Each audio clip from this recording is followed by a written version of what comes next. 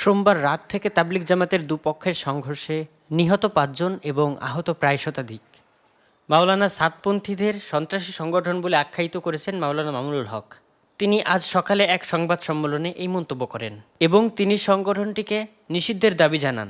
সন্ত্রাসী হামলার মাধ্যমে সাতপন্থীরা যে মেসেজটা, যে বার্তাটা বাংলাদেশকে দিয়েছে, আমি শুধু বলবো না যে আমাদেরকে দিয়েছে, বরং বাংলাদেশকে দিয়েছে, সেটা হলো বাংলাদেশের রাষ্ট্রের প্রতি তারা একটা চ্যালেঞ্জ ছুড়ে দিয়েছে যে বিগত 2018 সালেও এভাবে হামলা চালিয়ে তারা 5,000 মানুষকে মারাত্মক আহত করেছিল।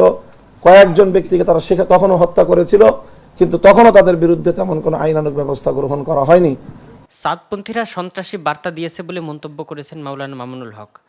জুবায়েরপন্থীরা কোনো বিশৃঙ্খলা চায় না।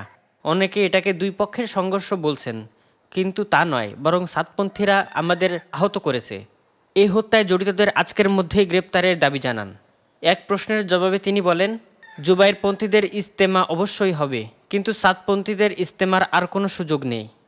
বৃহস্পতিবার টঙ্গীর তোরাক্তীর অভিমুখে যে লং মার্চ কর্মসূচি ছিল তা হবে কিনা জানতে চাইলে তিনি বলেন, কাকরাইলে মুরব্বী আলেমদের সম্মেলন চলছে, সেখানে গিয়ে আলোচনার পর সিদ্ধান্ত জানানো যাবে।